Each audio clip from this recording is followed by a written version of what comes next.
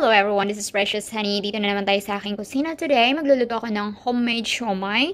Ito yung aking mga ingredients mga palangga. So I have here beef. I used today beef kasi I've already tried pork. So na-try ko na rin yung beef. Mas nagustuhan namin yung beef kaysa pork mga palangga. So you can use pork or beef, anything as you want.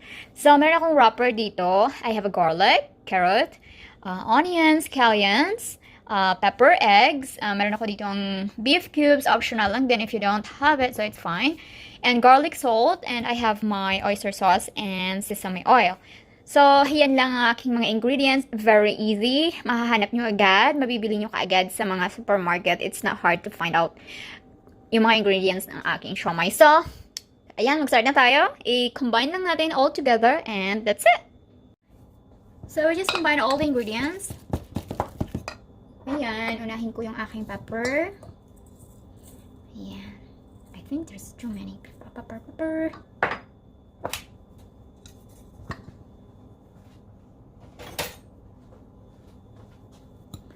Garlic.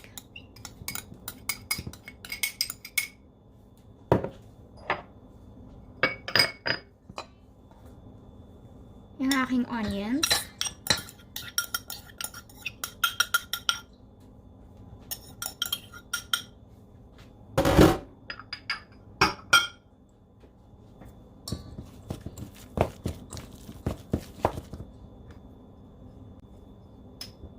And yung ating nor cubes, dudurugin ko lang siya. Ayan. Malinis yung kamay ko ha, mga palangga. Kasi mahirap siyang ihalo pag hindi siya durog. Magbubuo-buo pa siya. So, nagdadagdag siya ng lasa sa ating siomai. Hindi natin siya kailangan lagyan ng maraming asin. So, yan. And I will add the carrots.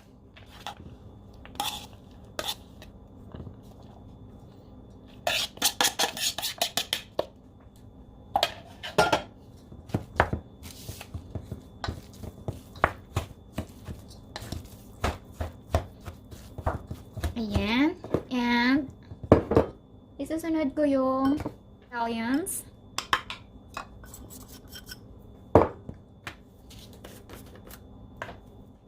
Then, maybe 2 teaspoons or 1 teaspoon lang siguro ng garlic salt. Kasi ang dami ko naman ng garlic. Maybe 1 teaspoon, it's fine. Ayan. And I will add the egg. 2 eggs.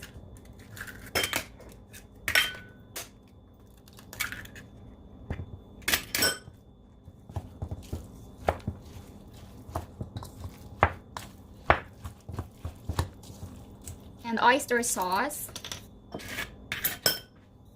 Ayan. Maybe, chance lang kasi ako. Maybe 1 tablespoon oyster sauce. Okay na.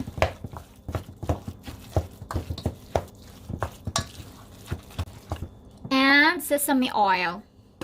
Lastly is sesame oil. So, yan lang ang ating mga ingredients para sa ating siomai. Charan! Yan yung nag-a-add ng flavor. More flavor sa ating siomai. So, halu-haluin ko lang ng maigi. Ayan. Para mahalo yung lahat ng ingredients. Saka natin siya balutin. So, mag-start na tayo magbalot. Ayan. Ganda niya. Malinis yung kamay ko ha. So,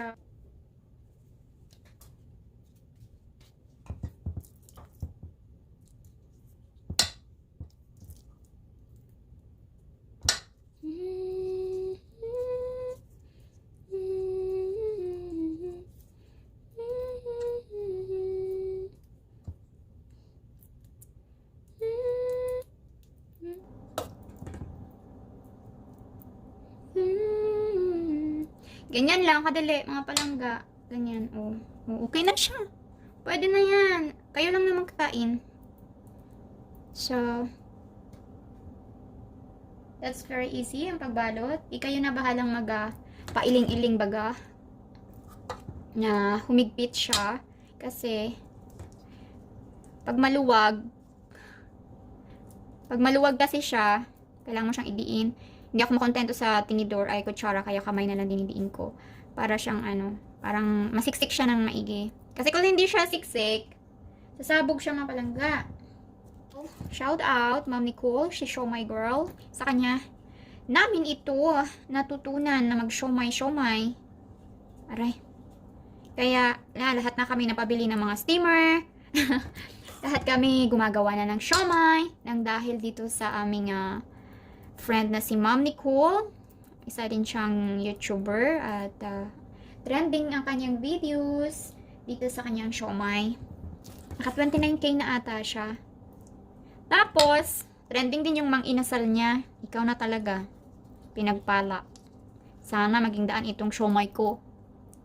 Para sa, sa pangkabuhayan. Pangkabuhayan? Precious. Huwag ka nang umasa. Ayan, bilugin mo lang yung siomai mo dyan ng maigi. Bitaw, oy. Trending ihang videos ba na mang-inasal. At saka, dami siyang trending na mga videos.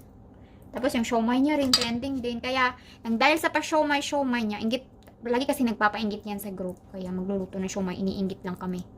Kaya, yan, natuto kami gumawa ng siomai nang dahil sa kanya. Bumili ng steamer, para lang mag-siomai. O, diba? Mga hindi marunong magluto, napaluto sila. Madali lang pala siya gawin. Diba? So, kaya kayo dyan, gumawa na rin kayo ng siomai. Madali lang. Put it my Asian store dito at nakahanap ako ng ng dumplings wrapper or siomai wrapper. Kaya, yan, maglutuan na tayo ng siomai. Ang sarap-sarap talaga mga palangga. Si Bana, naka, nilalamon-lamon niya lang to.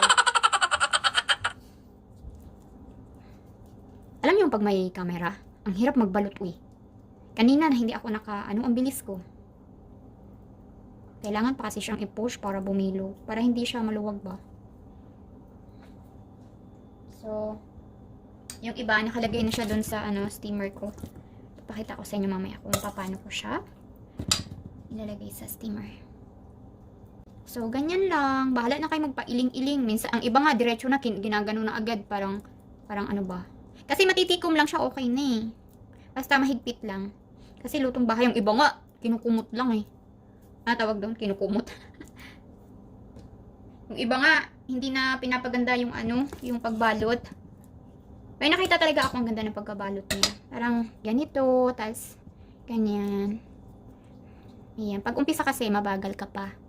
Pero pag nasanay na magbalot, naging okay na rin.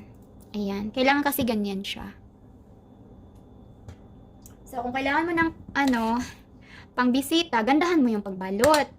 Pero kung kayo lang naman na kakain sa bahay, okay na yung ganyan mo na o diretso. Kasi kikipot naman siya o ganyan. O diba, siomai na.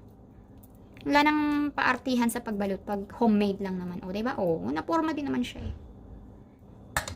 Half hour lang pala ang pagpapakulo niya. In medium heat lang. So, ayan. Alam ko, paborito ng lahat ito, siomai. So, ganyan lang siya. Pagbalot. Very easy. Kumut-kumutin mo lang. Ayan, kung gusto mo ng paartihan, so ayan. O, diba? Kumutin lang. Okay na yan. Yung iba nga, ginagano lang, Ganyan. Siomai na.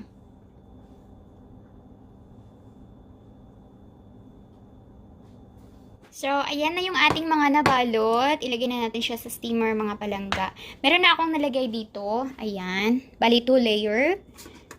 Ayan, yung unang layer ko is yan. So, ayan. Gwapa kayo sila. Tapos, pangalawang layer, ito naman yung kasunod. So, ilalagay natin sa steamer. Isa-isa. And, pakukuluan natin siya ng half hour. Ayan.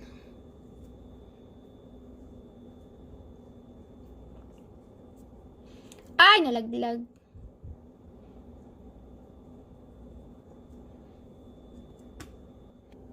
Look very good. Color different, yellow. Than before, right? Hopefully it tastes good. It's the same taste. Alright. So, yan na. Takpan na natin.